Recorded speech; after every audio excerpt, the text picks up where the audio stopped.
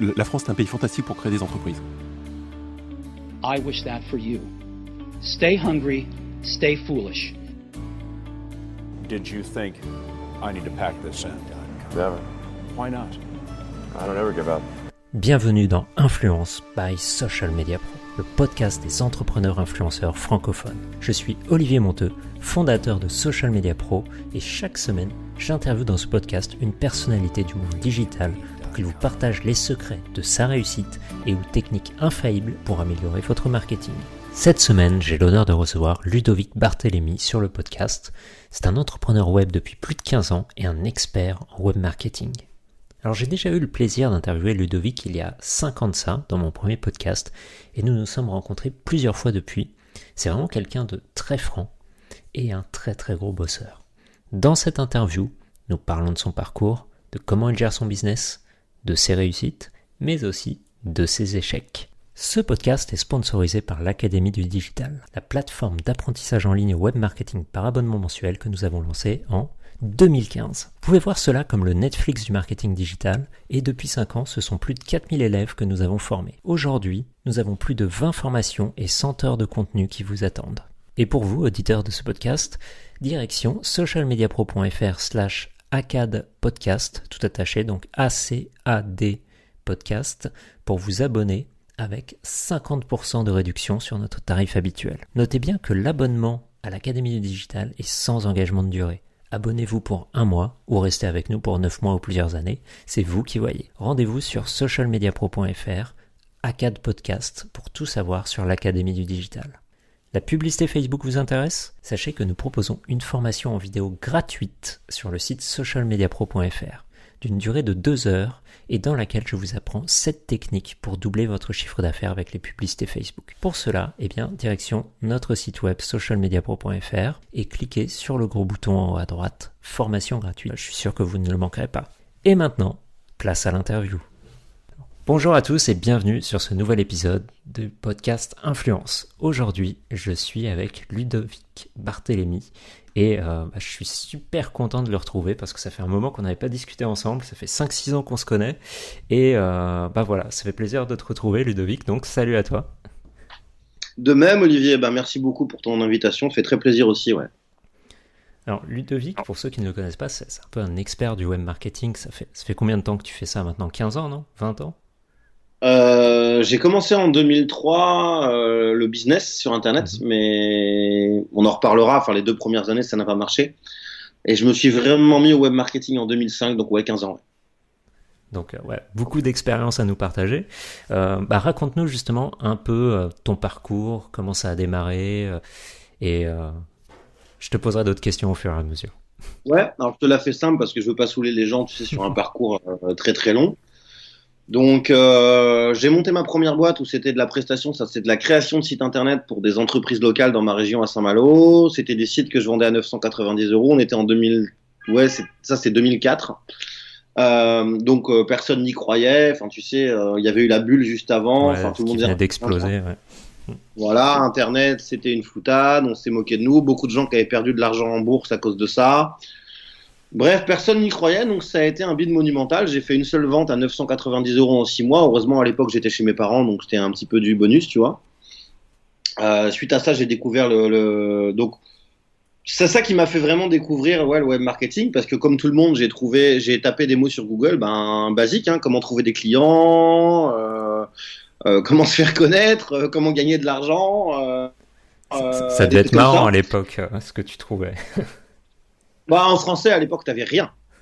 T'avais absolument rien. Enfin, quelques messages sur des forums, mais t'avais rien. Donc, tout se passait en anglais. Donc là, j'ai commencé à me former un petit peu en anglais. J'ai découvert à l'époque Google AdWords, qui s'appelle maintenant Google Ads, donc la régie publicitaire de Google. Je me suis pris de passion pour ce truc-là. Moi, j'aimais pas les chiffres, mais quand on te parle de chiffres associés à l'argent que tu peux gagner, donc en gros, quand j'investis 1 €, combien je peux en gagner ? Là, tout de suite, les chiffres te paraissent beaucoup plus intéressants. Donc, je me suis spécialisé là-dedans. J'ai ensuite été consultant pendant 2-3 ans pour ça, auprès de grands noms du web, dont Christian Godefroy à l'époque, qui était le mec le plus connu, on va dire, en infopreneur, qui vendait des livres, des e-books de développement personnel et aussi des formations pour apprendre à faire du business. En 2007, je lance une première formation sur Google Ads en vidéo qui a très bien marché. En 2010, j'en fais une sur le référencement naturel sur Google. Ensuite, depuis, j'en ai fait 152. Entre-temps, je me suis mis au e-commerce. Je fais un peu de coaching. J'ai monté 3 marques dans le e-commerce. J'ai un business maintenant dans une cuisine diététique où on vend des ustensiles de cuisine, des plats préparés, on fait des livres, des recettes en vidéo, etc. Et j'accompagne un petit nombre de partenaires, j'en ai 5, où en fait je gère leur marketing en échange de 30 à 50% des ventes. Et à côté de ça, je fais de l'immobilier. Donc en gros, pour te la faire très résumée, c'est ça. Alors aujourd'hui, tu vois, quand les gens ils entendent ça, quand tu leur dis que tu fais toutes ces choses, il faut bien se placer dans le contexte. On l'a vu, c'est que tu n'as pas fait ça en 1 an, en 2 ans. Ça fait plus de 15 ans que tu avances, que tu bosses pour réussir à mettre tout ça en place, quoi. Et ce que j'oublie de dire aussi, c'est que j'ai fait une grosse erreur en 2012. C'est-à-dire que je lisais beaucoup le blog French Web qui te parle des startups, des levées de fonds, etc. Et en fait, j'ai mis la quasi-totalité de mes économies, enfin 70% de mes économies dans la création d'une startup de livraison à domicile basée sur un modèle américain qui s'appelle Postmates, où en gros, c'est pas comme du Deliveroo ou autre, on va te livrer que de la nourriture. C'est en gros, tu as des livreurs qui sont auto-entrepreneurs, tu leur donnes des cartes prépayées et le client peut commander ce qu'il veut, que ce soit de la nourriture, un jeu vidéo, un paquet de cigarettes, un bouquet de fleurs. Et il est livré où il veut, chez lui, à son travail, ou peu importe, en 1 heure maximum. Et ça a été un four, ça a été un bide monumental et j'ai perdu 300 000 euros dans cette histoire. Alors, j'aime bien parce que les erreurs, souvent, tu peux apprendre pas mal de choses. Qu'est-ce qui pour toi a pas marché, justement? Qu'est-ce qui n'allait pas? C'était l'exécution? C'était le produit? C'était quoi? C'était... Déjà, je pense que je suis arrivé un petit peu trop tôt. Les gens n'étaient pas prêts à ça. J'aurais peut-être dû attendre, tu vois, qu'un gros sorte avant moi. Parce que tu sais, quand tu as des gros... imaginons que tu as envie de faire Uber à l'époque. Si tu as Uber qui arrive avec les moyens qu'ils ont, marketing et tout, ça y est, c'est bon, les gens, chauffeurs privés, ils ont compris. Là, tu n'as pas besoin de refaire le marketing derrière, en fait. Les gens, ils ont compris. Il suffit que tu aies une meilleure offre, une meilleure qualité de service. Tu vas pas prendre les parts de marché d'Uber, mais en tout cas, ça te permet de bien vivre, tu vois ce que je veux dire? C'est clair. L'erreur que j'ai fait, moi, à l'époque, déjà, j'avais 70 livreurs à gérer. J'ai dû monter un site et une application mobile qui m'ont coûté un bras, parce que tu es obligé pour ça, pour suivre des livreurs en temps réel et ainsi de suite. C'est clair. Les cartes prépayées que tu dois fournir, enfin remplir à l'avance, donc ça te fait quand même un sacré trou dans ta trésorerie. Tout le matériel aussi pour les livreurs, c'est-à-dire que moi je leur fournissais, ils étaient tous à vélo, moi. Donc c'est moi qui achetais le vélo, le sac à dos. Vous savez, des sacs à dos de livreurs comme Deliveroo et tout, ça coûte un bras. C'était trop gros pour moi. On était 3 à l'époque et en plus j'ai mal choisi mes 2 associés avec qui on s'est brouillé d'ailleurs à la fin. D'ailleurs, ils me doivent 50 000 balles que je reverrai jamais parce qu'ils ont fait en sorte de se déclarer insolvable derrière, comme ça peut malheureusement arriver dans des associations. Donc bref, je ne regrette rien. Si le seul truc que je regrette, c'est que c'est un coach à l'époque qui m'avait dit, si tu veux vraiment réussir dans ta startup, faut que tu sois focus à 100% dessus, tu dois faire que ça et plus rien à côté. Et du coup, l'erreur que j'ai fait, c'est d'arrêter de faire des formations et tout qui me faisaient vivre. Donc ouais, t'as arrêté, tu faisais plus que ça finalement. Voilà, pendant 1 an, j'ai creusé ma dette à vivre sur mes économies, à investir mes économies, mais sans faire rentrer. Ça faisait que sortir de l'argent, quoi. Donc grosse erreur à ne jamais faire. N'écoutez pas n'écoutez pas. Moi, le coach en l'occurrence, c'est un mec qui avait jamais monté de business, si tu veux. Mais il était renommé, voilà, il était connu du tout Paris, il fréquentait les business angels, les investisseurs, les machins, et je l'ai cru. Et la plus grosse erreur, c'est comme écouter un prof, moi, mon prof de marketing à l'école, je m'étais fait virer d'ailleurs 3 jours en école de commerce parce que je lui avais dit que c'était un tocard. Parce que tu peux pas dire expert en marketing quand ça fait 30 ans que t'es prof et que t'as jamais monté une entreprise, en fait. C'est sûr. Tu vois. Donc voilà, gros. Donc aujourd'hui, si quelqu'un voulait se lancer dans un truc comme ça, tu lui conseillerais quoi? De se mettre au chômage, par exemple, pour toucher le chômage et pouvoir bosser non-stop sur son nouveau truc, ou déjà, de garder son emploi et... S'il peut, le chômage, ouais, c'est très bien, parce qu'après, garder ton emploi, si tu veux monter un projet ambitieux, c'est quand même très compliqué. Maintenant, moi, ce que je conseille aux gens, c'est qu'on a tous des projets ambitieux en tête. Moi, j'en ai concrétisé quelques-uns depuis 1 an ou 2. Quoi qu'il arrive, c'est te mettre en place, ce que j'appelle des sources de revenus passifs. Donc, tu vas mettre 2-3 trucs différents. Peut-être que tu peux vendre un peu de formation, peut-être que tu peux faire un peu de e-commerce, sur Amazon FBA ou sur du dropshipping. Peut-être que si tu es à l'aise en graphisme et en montage vidéo, tu fais des tutoriels que tu vas vendre sur tuto.com. Enfin, tu vois, te mettre en place en fait des sources de revenus qui font que tu n'es pas en train de te demander comment tu vas manger et payer tes factures d'un mois sur l'autre. Pour moi, ça, c'est la base. Donc, t'assurer, tu fais tes calculs. Hein. Moi, je suis célibataire sans enfants. C'est sûr que si tu es en couple avec 3 enfants, c'est pas non plus compliqué. Même dépense. Ça dépend de la ville dans laquelle tu habites. Quand j'étais à l'île Maurice, pour te donner un exemple, l'île Maurice, ma maison, elle me coûtait 5 000 € par mois. Parce que j'avais voulu avoir une maison sur la plage. Tu rajoutes la femme de ménage, le jardinier, le pisciniste, tu montes à 6 000. Tu rajoutes tes courses, etc. Enfin, t'as rien fait. T'as pas fait un resto et tout. T'es déjà à 7 500 par mois. Ouais, c'est sûr. Ouais, après, ça dépend vraiment. C'est sûr que moi, quand après, tu pouvais te le permettre aussi. C'était différent. T'avais tous tes business qui tournaient. C'était. C'est sûr, je pouvais me le permettre. Mais ce que je veux dire aux gens, c'est en fonction de la ville où t'es. Et moi, je connais aussi des entrepreneurs qui justement avaient cette envie de monter un projet ambitieux. Et en fait, ce qu'ils se sont dit, ils se sont dit, ok, moi, je vais mettre des sources de revenus qui me permettent de combler, d'assumer mon train de vie. Mais là, ils n'ont pas hésité à bouger. D'ailleurs, c'est pour ça que tu as beaucoup d'entrepreneurs qui sont partis un certain temps, notamment en Thaïlande ou au Vietnam. Parce que là-bas, avec 1 000 € par mois, tu vis comme un roi. C'est sûr que si tu peux diminuer ton train de vie, ça te permet aussi d'économiser et potentiellement de bosser plus facilement sur tes projets. C'est sûr que si t'es parisien, c'est compliqué. Enfin, moi, j'ai vécu 2 ans à Paris, 1 000 € par mois pour un 27 mètres carrés, la nourriture qui est en moyenne 30% plus chère qu'en province. Tu vas boire une bière dans un bar, c'est 10 balles. C'est sûr que c'est pas la même. Hein. Là, ça va être compliqué. Voilà. Aujourd'hui, t'as pas mal de business, comme on l'a vu. Parce que c'est compliqué. Je veux dire, si t'as plein de business à gérer en même temps, comment tu utilises ton temps ? Comment tu dispatches ton temps sur tous ces business ? Alors déjà, je ne suis pas seul. Là, j'ai mon bras droit, Louis, qui est au Portugal, qui m'aide beaucoup. Alors, tout ce qui est formation vidéo, si tu veux, moi maintenant, maintenant, ça a toujours été, mais une fois que la formation est faite, moi, mon boulot derrière, c'est de faire des pubs. Quand tu connais un petit peu en pub, t'optimises un peu, c'est quand même pas très long de faire des pubs, ça va. Tu vois, c'est quelques vidéos de temps en temps sur YouTube, machin. Donc ça, en gros, en une demi-journée par semaine, si tu veux, c'est réglé. Pour le e-commerce, moi, mon boulot, si tu veux, en fait, c'est mon bras droit, Louis, qui source les produits. C'est lui qui gère avec les fournisseurs. Nous, on fait beaucoup de Amazon FBA et de dropshipping notamment. C'est lui qui crée les boutiques, etc. Moi, j'ai 2 boulots qui sont le copywriting, tous les emails de relance et les SMS de relance aussi, et les pubs. Ça, c'est 1 jour et demi par semaine. Pour notre business, dans tout ce qui va tout ce qui est dans la cuisine diététique, là, on est 3. Et en fait, moi, ça, c'est ma force, si tu veux. C'est que je n'ai pas d'associé. Je suis tout seul dans ma boîte. Je suis 100% propriétaire de mes parts. Mais j'ai des partenariats, si tu veux, avec des gens, donc des joint ventures, où là, ça marche vraiment à l'humain, si tu veux. Et là, j'ai la chance d'avoir des bons partenaires dans différents business. Faut savoir qu'avant tout, les gens avec qui je travaille, d'abord, donc c'est tous des mecs du web, bien entendu. Voilà, un jour, une rencontre, comme un petit peu avec toi, et puis on s'est pris de sympathie, et puis on a vu qu'on avait des points communs. Souvent, pendant 6 mois, 1 an, il se passe rien, juste à kiffer, à faire des voyages ensemble, des restos, parce que voilà, et on devient amis.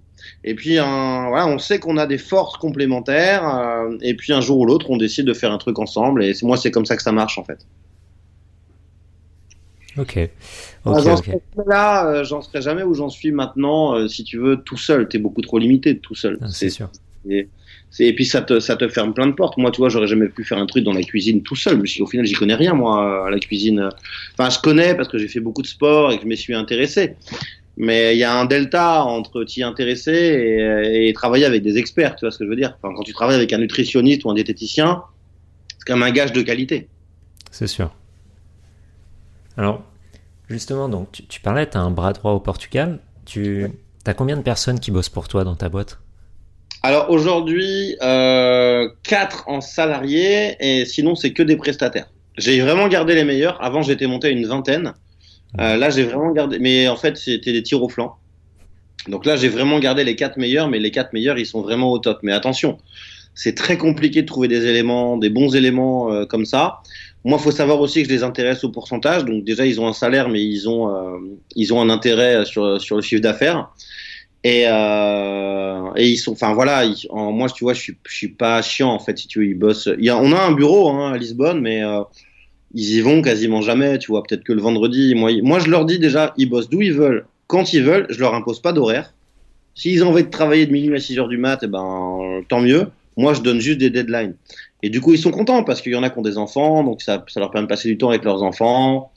Voilà, les emmener à l'école, aller les chercher, passer du temps avec leur femme ou leur mari, aller au sport, etc. Et pour moi, c'est ça. Enfin, moi, je suis un management souple, en fait. Mais du coup, ils n'ont pas du tout envie de partir. Bah, c'est sûr que si tu as un peu du temps libre, tout ça, que tu peux faire un peu ce que tu veux, c'est mieux d'ailleurs de bosser avec des gens comme ça. Tant que le boulot est bien fait, au final, ouais. S'ils veulent bosser le week-end, s'ils veulent bosser quand ils veulent, tu t'en fous. Puis tu vois, par exemple, tu vois, mon bras droit Louis, il y a 1 an, il a eu une petite fille, donc tu vois, vu que la nuit, en fait, la petite, elle pleurait tout le temps. Bon, il a dit à parce que sa femme, elle a monté un business aussi dans le e-commerce, il disait à sa femme, ok, repose-toi. Tant qu'à faire, moi, lui, quand il est réveillé, c'est fini. Et du coup, si tu veux, il prenait la petite, il la mettait sur ses genoux et en fait, il bossait la nuit, quoi. Donc aujourd'hui, tu as des associés dans ta boîte? Parce que je sais qu'à l'époque, quand on avait discuté il y a 5-6 ans, tu avais un associé en particulier. On avait un, mais non, on s'est séparés en 2016 où je lui ai dit, moi, c'est plus possible parce que c'est moi qui faisais tout. Je faisais toutes les formations, les webinars, les emails, les pubs. Et en gros, j'avais un associé à 50-50 qui était censé juste gérer la compta et en plus qui le faisait mal. Donc, j'ai pris une assistante à 1200 balles qui fait les trucs 10 fois plus vite et 10 fois mieux. Donc, après, moi, ce qui était compliqué, c'est que c'était un ami d'enfance. Donc, quand je lui ai dit ça, il a un peu mal pris. On a été un peu 6 mois sans se parler, voire 1 an. Et puis, il est revenu de lui-même, en fait. Après, il est revenu en disant que de toute façon, c'était un bon choix pour lui, c'était trop de stress pour lui, trop de pression, qu'il voulait juste, lui, voilà, sa sécurité, son CDI, etc. Lui, il avait qu'une seule ambition, c'était de faire un prêt immobilier. Donc, le CDI lui a permis. Entre-temps, il a trouvé sa femme, blabla, et ouais, mais après, c'était dur, tu sais, moi, en plus, je suis un vrai gentil, donc c'est compliqué de dire à quelqu'un comme ça en face à face. J'ai reporté 3-4 fois le rendez-vous, C'est compliqué de dire à quelqu'un en face à face, surtout un ami d'enfance, qu'il fait pas l'affaire. Ouais, c'est même sûrement pire, justement, avec un ami d'enfance qu'avec quelqu'un que tu as rencontré comme ça pour le business, quoi. Parce qu'il y a tout l'affectif qui est rattaché. Pendant 1 an, tu perds tout le monde parce que tout le monde va se rattacher à lui, en fait, en disant que moi, je suis un salaud, blabla, etc. Que sans lui, j'aurais rien fait. Et tu vois, je lui ai dit au bout de 6 mois, je l'avais appelé, il m'avait répondu quand même. Et je dis, voilà, je sais que tu as dit à un tel que sans toi, j'aurais rien fait. Mais regarde, depuis que tu es parti, j'ai fait x3 en chiffre d'affaires. En fait, c'était un plomb. C'était un boulet, c'était un plomb. Il me freinait dans ma créativité, il me freinait dans mes ardeurs. Quand je faisais, tu vois, des pubs ou des pages de vente ou des produits, il disait, ah ouais, mais non. Parce que tu sais, lui, il est très cerveau gauche, c'est pas du tout un créatif. Quand je faisais mes pages de vente, etc., il me disait, ah ouais, mais non, mais tu rigoles ou quoi, mais là, tu prends les gens pour des trop loin sur le copywriting. Ouais, voilà, ouais. Je connais, ouais. Donc voilà, mais bref, l'essentiel, c'est que tu vois, j'ai été invité à son anniversaire en décembre, le 27 décembre, et voilà, et c'est très bien. Il m'appelle maintenant régulièrement. C'est redevenu l'ami, tu vois. Il a oublié ce côté-là, donc c'est très bien. Alors, justement, tu vois, ça m'emmène sur un point. Clairement, il y a des gens qui sont faits pour être entrepreneurs et d'autres pas. Quoi qu'on dise, je sais que tu as un certain groupe, on va dire sur Facebook comme ça, qui vont te dire tout le monde peut être entrepreneur, mais personnellement, je pense pas que ce soit vraiment le cas. Alors, moi, je suis totalement d'accord avec toi. Tu as The Family que j'aime beaucoup, là, c'est Oussama Hamar et Alice Zaguri. Mm-hmm. C'est ça son nom? Ouais, Zaguri. Ouais, c'est ça. Et en fait, ils disent pas que tout le monde peut être entrepreneur, ils disent qu'un entrepreneur peut sortir de nulle part. Ça, c'est vrai. C'est-à-dire que tu sois fils de médecin ou fils de aide-soignante en HLM comme moi, tu peux devenir entrepreneur. Ça n'a rien à voir. Par contre, tout le monde n'est pas fait pour être entrepreneur, effectivement. parce que ça demande beaucoup de choses. Ça demande beaucoup de créativité déjà de base, beaucoup de rigueur, parce que au début on cherchait la liberté, mais quand t'as personne qui doit te dire ce que tu dois faire, etc., ben t'as vite tendance soit à en faire beaucoup trop, mais dans le désordre, et tu vas jamais finir les choses, tu vas jamais jusqu'au bout. Soit comme j'en ai connu, où là dans ces cas-là tu fous rien en fait.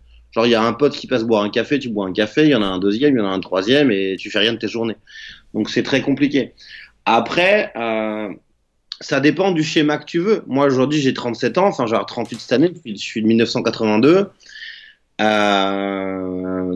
J'ai des gens à la fois qui m'envient et des gens qui disent que je leur fais de la peine. Pourquoi ? Parce que je suis célibataire sans enfant. Mais c'est un choix. C'est un choix. Moi, avant tout, c'était la liberté. Je pense que j'ai voyagé dans plus de pays que 95% des gens le feront dans leur vie. J'ai connu l'euphorie de gagner 1 million d'euros en une semaine, comme j'ai eu aussi ma faillite de ma boîte en 2012. Mais tout ça, je regrette rien. Et aujourd'hui, je suis bien, je suis plus posé, etc. Mais tout le monde n'est pas fait pour ça. Enfin, moi, la majorité de mes potes, ils pourraient pas vivre 1% de ce que toi et moi, on a pu vivre. Les mecs, ils feraient un arrêt cardiaque, quoi. C'est sûr. Pour toi, justement, ce serait quoi la qualité primordiale pour survivre en tant qu'entrepreneur ? C'est d'être optimiste, déjà. De base, tu sais que tu as un rêve. Tu t'es donné la possibilité de vivre ce rêve, donc va au bout. Mais un rêve n'est jamais... il y a des gens qui ont du bol, hein, j'en connais, des gens qui ont monté des boîtes et en 6 mois, ça a fait un gros carton. Ils ont revendu au bout d'1 an, ils ont pris 2, 3, 4 millions d'euros. Ouais, ça arrive. Mais moi, j'aime pas miser sur les exceptions ou sur la chance, si tu veux. Donc pour moi, ce qu'il faut pour être entrepreneur, c'est d'avoir un déclic. Moi, quand j'ai eu le déclic de dire parce que j'ai été 1 an salarié dans ma vie, j'ai eu ce déclic de me dire, ah non, mais là, attends, là, je suis en train de vivre exactement ce que ma mère a vécu. C'est-à-dire que j'ai un petit manager à la con qui est au-dessus de moi. Le mec, il arrête pas de me gueuler dessus. Je suis même pas arrivé le matin, j'ai pas le temps de boire un café, il est en train de m'engueuler. Il me traite comme une merde. Alors que j'ai un salaire de merde, alors que je bosse comme un forcené. Non. Il est hors de question que je passe plus d'1 an à faire ça. Donc c'est un déclic en fait. Mais moi je le savais pas à l'époque. Il faut, en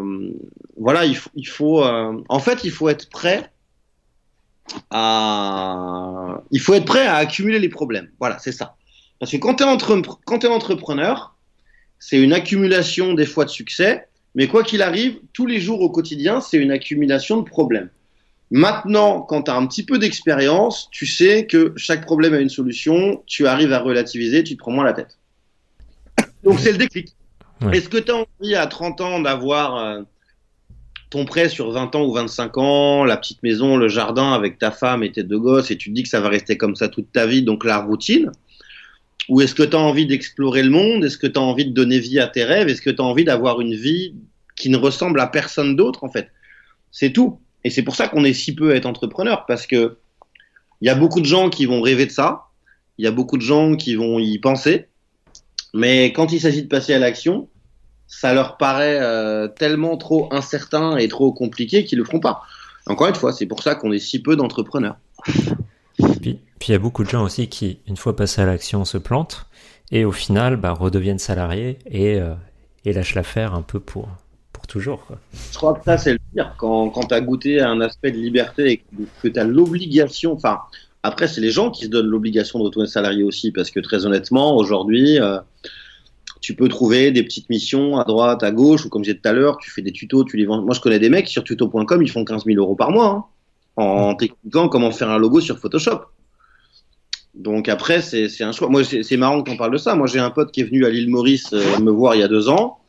Il était dans l'euphorie, on avait lancé un business ensemble dans le dropshipping sur Amazon, il commençait à gagner 60 000 euros par mois, sauf que le gars c'était un joueur de poker, un ancien joueur de poker professionnel, le gars il est allé, il a creusé sa dette, enfin il a mis toutes ses thunes au casino, Il a même dû retourner chez ses parents pendant 1 an et ses parents étaient tuteurs et il n'avait pas le droit de quitter le département. Ah ouais. Ah, dur. Donc, non, le pire, c'est quand tu as goûté une certaine forme de liberté et que tu dois retourner salarié. Mais encore une fois, c'est un choix parce que tu n'es pas obligé de retourner salarié. Alors, tu parles de dropshipping, tu parles de e-commerce. Toi, tu fais que du dropshipping ou tu as aussi des marques Non, j'ai des marques aussi. Je fais du e-commerce sur Amazon FBA notamment, via mes propres sites et je fais du dropshipping. Quelle partie te rapporte le plus? Le e-commerce, les formations? Alors aujourd'hui, écoute, à peu près les formations, on va dire c'est 30%. Mes accompagnements, c'est-à-dire les partenaires pour qui je gère le marketing, c'est 30%. Le e-commerce, c'est 30%. L'immobilier, c'est 10%. Ok. Mais l'immobilier, j'ai pas fait ça, moi, dans un mode cash flow positif et tout. Tant que je suis, même si j'arrive à 0, ça va. Moi, là, c'est vraiment pour faire du patrimoine. Je suis pas en mode, comme toutes les formations que tu vois, Airbnb, colocation, etc. Je crache pas dans la soupe, hein. Si tu peux le faire, c'est tant mieux. Mais moi, là, je suis vraiment, tant que j'arrive à 0, une fois que j'ai payé toutes mes charges et tout, moi, je suis vraiment en mode patrimoine. Parce que j'ai pu me faire financer à 100% par la banque. Donc l'idée, ouais, c'est que dans 20 ans, bon, bah, t'es un gros patrimoine et que tu gagnes du cash tous les mois sans rien faire, avec l'immobilier en plus. Ouais. Ouais, c'est surtout dans un objectif de transmission. C'est même pas pour moi, en fait. T'as envie de laisser quelque chose, tu vois. Bon, même si je suis célibataire sans enfants, j'ai quand même très envie d'avoir des enfants. C'est de laisser quelque chose de palpable, quoi. Tu vois, c'est compliqué quand tu vois, je parlais de Christian Godefroy tout à l'heure, qui était mon mentor, qui nous a quittés malheureusement en 2012. Un mec qui ne fumait pas, qui ne buvait pas, qui faisait beaucoup de sport, qui mangeait que du poisson. Crise cardiaque à 62 ans en 2012. Sa femme, ils n'étaient pas mariés et sa fille adoptive se sont quasiment retrouvés à la rue parce que automatiquement, c'est ces 2 fils d'un premier mariage qui ont tout hérité et qu'on dit nous, on n'en a rien à foutre de vous, on vous connaît pas, il n'était pas marié, démerdez-vous. Enfin, tu vois ? Ouais, il faut prévoir aussi le futur, ce genre de choses. D'ailleurs, moi, ça peut paraître peut-être glauque pour certaines personnes. J'ai 37 ans, mais j'ai déjà fait un testament. Ah bah moi aussi, hein, tu vois. Bon, alors moi, c'est un peu différent puisque je suis pacsé. Mais du coup, en fait, je me suis pacsé aussi un peu pour ça parce qu'on a acheté un appartement à 2. Et ce qui se passe, en fait, quand tu achètes un appartement avec quelqu'un dont tu n'es pas marié, bah, s'il n'y a pas de testament, s'il n'y a pas de pacs, l'autre personne n'hérite de rien. Donc, même si on s'était juste pacsé, si j'avais pas écrit de testament, bah, ma copine aurait hérité d'absolument rien. Le pacs suffit pas pour hériter de quelque chose en France. Ouais, c'est ça. Donc c'est important de prévoir parce que c'est aussi quand tu es entrepreneur, t'es toujours dans l'action, etc. et tu ne penses pas, ou alors tu repousses ces choses-là. Ah d'accord, bah, j'irai chez le notaire, mais bon, la semaine prochaine ou le mois prochain, tu vois, tu repousses, tu vois. Et c'est important de faire les choses quand même parce que ben voilà, on sait jamais ce qui peut arriver. Hein. Enfin, surtout moi ici à Barcelone, c'est quand même des tarés sur la route. Hein. Tu peux traverser, te faire renverser par un bus, quoi. Si tu fais pas gaffe. Hein. C'est juste des grands malades, quoi. Alors, justement, on en parlait donc un petit peu avant de commencer l'interview. Tu t'installes à Barcelone pour quelques mois et tu me disais que l'énergie entrepreneuriale de Barcelone était assez incroyable. Qu'est-ce que tu peux nous dire là-dessus ? Ouais, c'est énorme. Bah, déjà, tu as beaucoup d'entrepreneurs français qui sont venus ici. C'est normal, tu as plein d'avantages. La proximité de la France, le climat, déjà, tu vois, là, on est en mars, là, on est tous les jours, hein, grand ciel bleu, soleil. Moi, je sors en t-shirt, là, déjà. Hein. Tu vois, toi qui es à Paris, c'est pas la même non plus. Tu vois. C'est sûr. Là, c'est 2 pulls et une doudoune. Voilà, donc ça déjà c'est génial. Il y a beaucoup d'entrepreneurs français. Moi je me suis fait un groupe de potes. Là tu vois, quand on va au resto, on est 15. Tous des entrepreneurs, donc c'est génial. Tu rencontres des gens adorables qui partagent les mêmes valeurs que toi. C'est cool. Il y a aussi beaucoup d'entrepreneurs européens qui viennent, donc c'est génial aussi. Donc en fait tu restes dans ton élément. Enfin moi mon élément c'est quand même le web, etc. Et c'est cool parce que le fait de traîner avec beaucoup d'entrepreneurs, moi c'est ce qui m'anime parce que c'est génial. Tu vois, moi aujourd'hui, tous les jours je vois quelqu'un. Là, tu vois, il est 15h40. À 18h, je vais boire l'apéro avec, on va être 7-8 entrepreneurs. Et bien évidemment, on n'est pas là à parler que business et tout, mais il y a toujours un petit truc où tu vas apprendre une stratégie ou un truc, et je trouve ça vraiment génial. C'est une super bonne ambiance, et le week-end, tu vois, on va à la plage, on se fait des petits barbecues et tout. Enfin, pour moi, et bien évidemment, c'est pas l'île Maurice où j'étais en maillot de bain tout le temps et j'avais la maison sur la plage. Bien évidemment, il y avait le lagon et tout, c'est pas pareil. Mais moi, ce que j'aime sur Barcelone, c'est vraiment ce côté entrepreneur et aussi la proximité de la France. Voilà, je veux aller voir les parents. Je suis à 1h30 de l'aéroport de Nantes. Mes parents habitent à Saint-Malo. C'est sûr que c'est plus proche que l'île Maurice. Ah oui. Quel regard tu portes sur l'entrepreneuriat en France, du coup? C'est une question vague. Alors, si tu veux, moi, il y a un truc que j'ai remarqué depuis quelques années. Je trouve que ça s'est un petit peu calmé. C'est-à-dire que les mecs, notamment, qui voulaient monter des startups. Bon, après, faut aussi dire que j'ai arrêté de lire les blogs comme French Web et compagnie. Parce que tu sais, quand tu vois tous les jours un tel a levé 20 millions, 30 millions, enfin, tu vois, au bout d'un moment, déjà, d'une part, ça me concerne pas, et en plus, je trouve que c'est une hérésie, mais bon, peu importe. Enfin, lever 30 millions pour des business, tu vois, qui ne gagneront jamais d'argent, au final, à moins d'une revente, enfin, d'un rachat. Moi, je suis plus du tout dans le délire de ça. Dû à mon expérience de ma startup de livraison à domicile. Je trouve que ça s'est un peu calmé. Je trouve qu'avant, en fait, on va dire avant 2015, on avait vraiment des vrais entrepreneurs, des mecs qui voulaient monter des boîtes. Maintenant, peut-être la faute aux formations et tout. Là, on est vraiment sur des rêveurs, quoi, qui veulent gagner du fric facile sans rien foutre. Mais il n'y a plus cette mentalité, tu vois, que ce soit toi, moi ou tous ceux que je connais.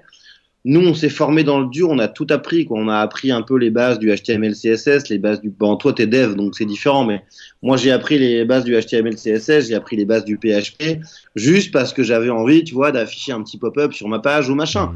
J'ai appris les bases de Photoshop, j'ai appris les bases de Final Cut pour montage vidéo. Ensuite, voilà, les pubs, le SEO, enfin référencement naturel.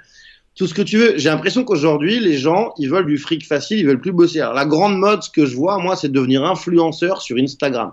Voilà. Ouais, on en voit beaucoup. Mais ça, c'est pas du business, ça. C'est pas du business. Donc, je trouve qu'on a de moins en moins d'entrepreneurs, mais on a plutôt des opportunistes ou des arrivistes, et je trouve ça très dommage. Mais c'est peut-être aussi la faute au reportage télé où à chaque fois on te montre le mec à 25 ans qui a gagné 10 millions en montant une appli mobile à la con. Enfin, tu vois, c'est un petit peu dommage, je trouve. C'est sûr qu'en fait, les gens, quand ils voient ça, ils se disent « Ah, moi aussi je peux le faire », mais ils se rendent pas compte que ce mec-là qui a 25 ans, qui a gagné 10 millions avec une app, si ça se trouve, il a commencé à coder à 15 ans et que ça fait 10 ans, tu vois, qu'il bosse comme un fou. Tu sais jamais vraiment tout ce qui s'est passé avant que quelqu'un réussisse. Ouais, tout à fait. Mais donc ma vision sur l'entrepreneuriat, c'est qu'aujourd'hui, les gens ne sont plus prêts à être entrepreneurs. Et ce que je trouve dommage, alors ça a peut-être changé, mais tu vois, moi, ce qui m'a vraiment choqué, c'est quand j'ai vu déjà les gilets jaunes ou quand j'ai vu même les grèves là. Les grèves, moi, j'ai un mec qui m'a interpellé dans la rue à Saint-Malo quand j'étais allé voir mes parents. Et le gars, je lui ai dit, mais je lui ai dit, ah ok, donc tu fais la grève depuis combien de temps?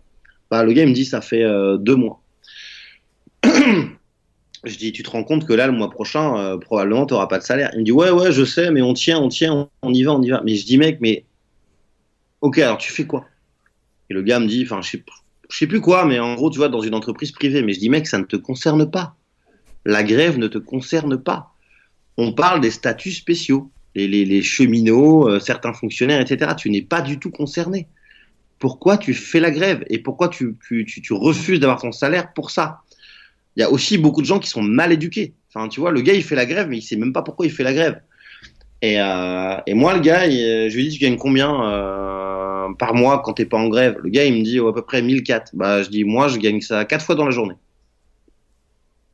Et là, bizarrement, ah ok, tu fais quoi? Je lui donne des liens, il est allé sur YouTube, le gars, je l'ai retrouvé 1 semaine après, il avait acheté une de mes formations à 2000 balles.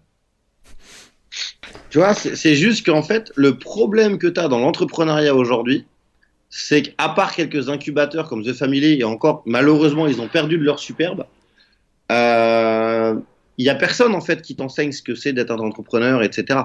Tu l'apprends pas à l'école, tu l'apprends certainement pas en entreprise et tu l'apprends surtout pas au Pôle emploi et encore moins face au gouvernement. Ouais, c'est sûr. Donc, moi, le constat que je fais, c'est que la France ne s'investit pas assez dans l'entrepreneuriat. Tu penses qu'il faudrait l'apprendre limite à l'école, collège, lycée, tu vois, avoir des... Le seul qui le fait pour moi, c'est Xavier Niel avec son école 42 et son incubateur à Station F. Le seul qui le fait vraiment, c'est Xavier Niel. Mais Xavier Niel, l'école comme l'école 42. Quoi. Xavier, il a mis, je crois, 60 millions d'euros quand même, Xavier Niel, dans son école 42. Elle est quand même gratuite, son école. Et il te garantit un métier. Pourquoi c'est pas l'État qui l'a fait? Pourquoi il faut que ce soit un privé qui le fasse? Parce qu'ils s'en foutent en fait. Ils s'en foutent. Ils veulent justement. L'État veut pas d'entrepreneurs. Ah non, les entrepreneurs, c'est des gens malins quelque part et qui sont capables de penser par eux-mêmes et potentiellement de partir dans d'autres pays pour ne pas payer d'impôts.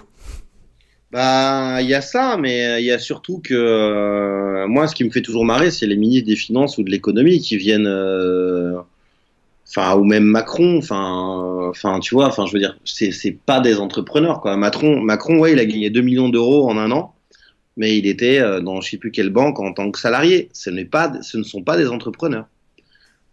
Donc voilà.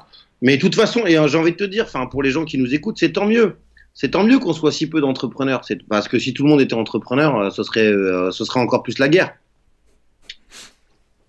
Ouais, c'est une façon de voir les choses. C'est vrai que ce serait compliqué, ouais. Alors, dis-moi, qu'est-ce qui te motive au quotidien pour travailler avec tes clients? Moi, c'est les résultats. Là, par exemple, tu vois, avec un partenaire, on a un webinar jeudi. Là, on a lancé des pubs, on met 1 000 euros par jour. Là, on est déjà, je crois, à 4-5 000 inscrits. Donc là, on a des gens derrière qui appellent tous les inscrits au téléphone pour vraiment avoir un maximum de présence. Et derrière, c'est de voir, moi c'est les conversions. Moi, c'est ça qui m'excite, c'est les taux de conversion et les nouveaux projets. J'adore avoir des nouveaux projets. C'est ça qui me motive à me lever le matin. Tu dis, vous mettez 1 000 euros de pub. Dans quel canal tu mets ça? Facebook, Google, YouTube? On fait Facebook les pubs Facebook et les pubs YouTube.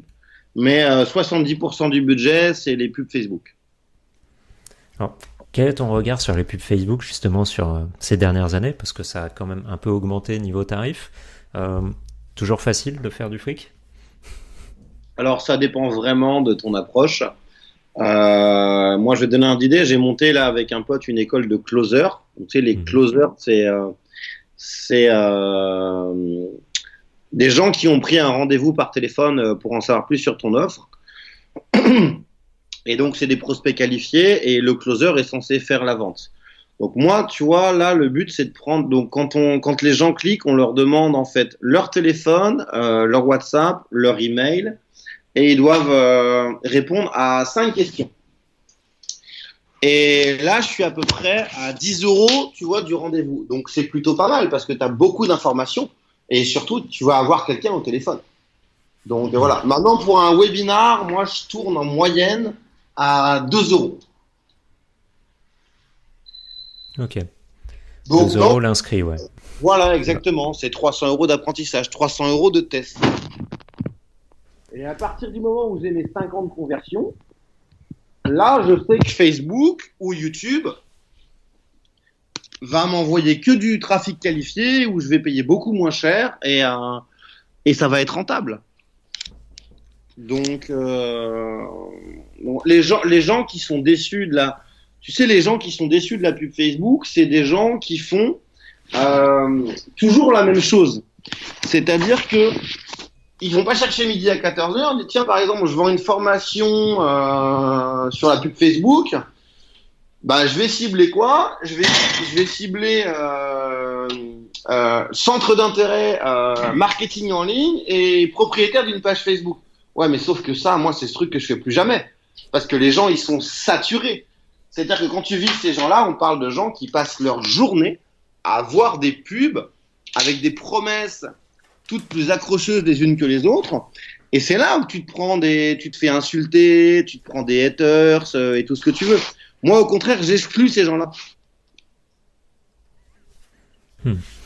Ouais, c'est une bonne idée. C'est sûr que c'est la meilleure chance que les gens finalement cachent les publicités, voire je sais plus comment on dit en français, mais les reports, tu sais. Ouais, tout à fait.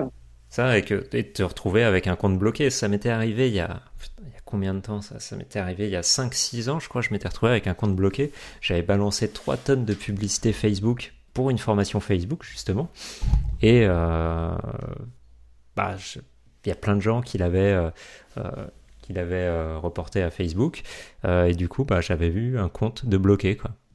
Ah, mais moi, ça m'est arrivé récemment. Alors, c'était pas le compte qui a été bloqué, c'est la publicité, en fait, qui a été désactivée. Et ils m'ont mis comme excuse marketing multiniveau. Enfin, je vendais une formation sur Google Ads. Explique-moi le truc du marketing multiniveau, quoi. C'est juste, c'est les reports, c'est ça. C'est les mecs qui signalent la pub et qui disent que contenu indésirable ou ceci ou cela.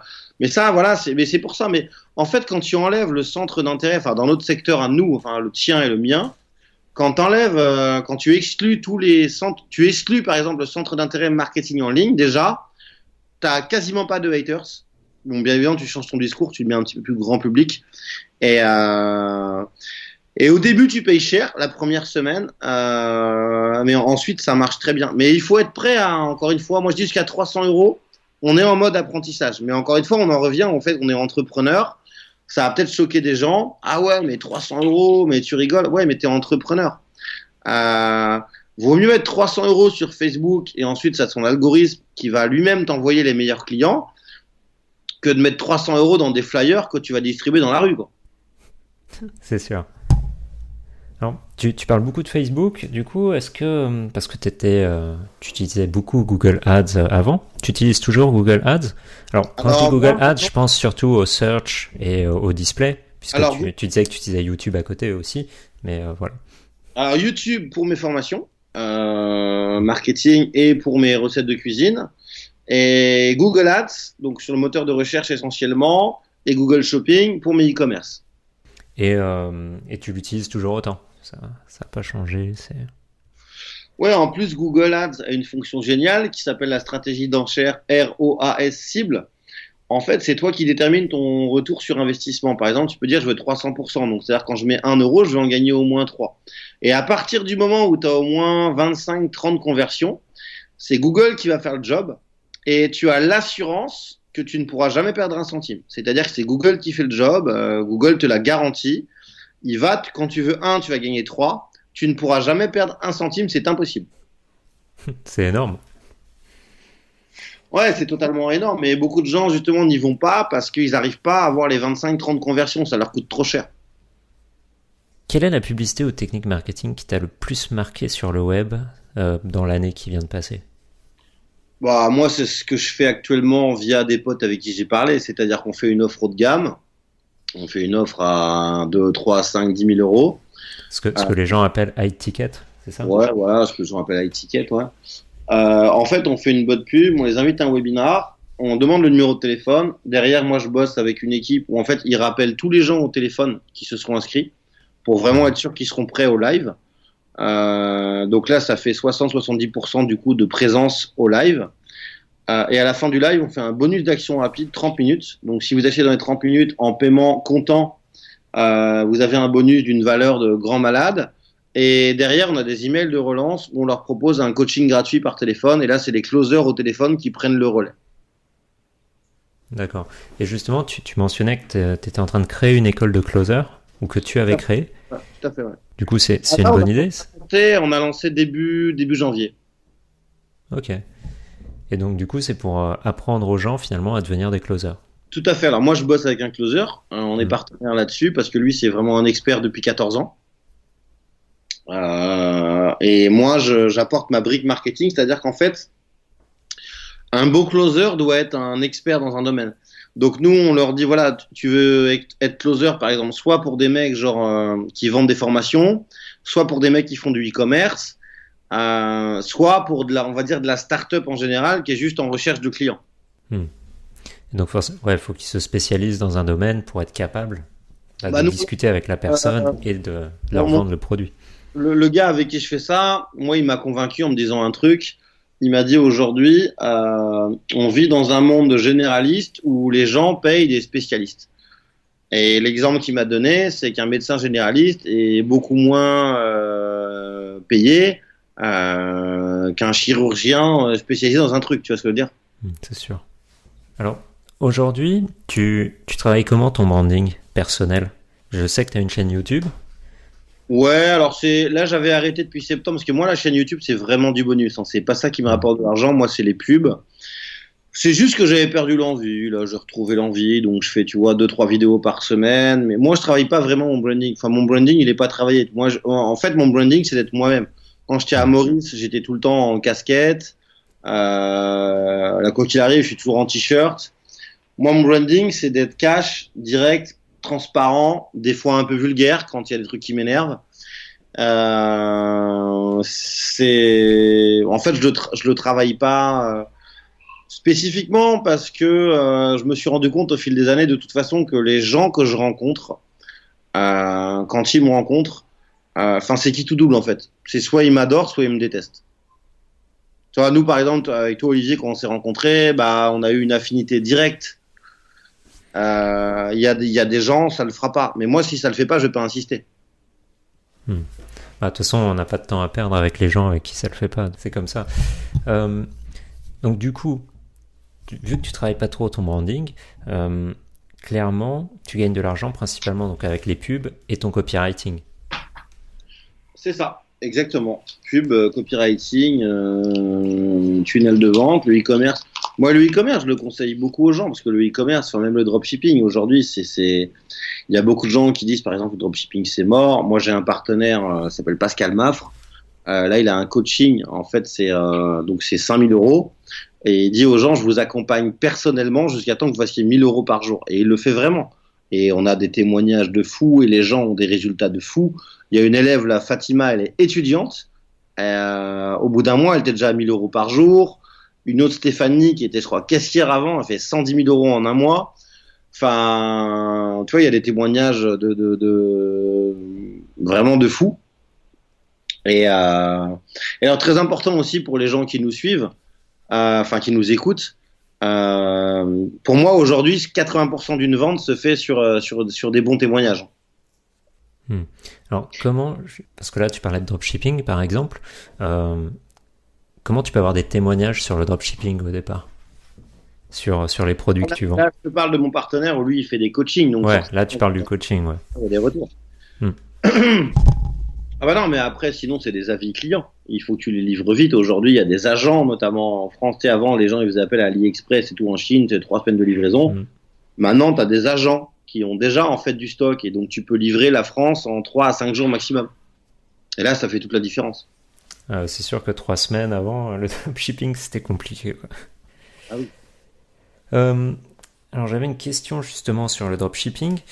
Parce qu'au moment où on fait ce podcast, il y a l'histoire du coronavirus, tout ça, les usines qui ont du mal en Chine ou je sais pas quoi. Est-ce que ça a impacté ton business à toi?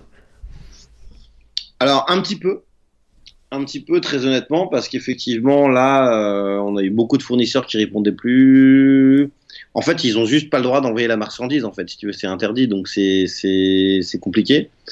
Mais le fait, justement, de bosser avec des agents en Europe, moi, j'ai ce qu'on appelle un agent, hein, c'est un intermédiaire, hein, tout simplement. Donc, c'est un mec qui va acheter du stock, finalement, à l'usine, et qui va l'envoyer pour toi après. Exactement. Et moi, je bosse avec des agents, notamment en Espagne, en Allemagne et en Angleterre. Donc, du coup, ça a eu un petit impact, mais vraiment très peu, peut-être 10%.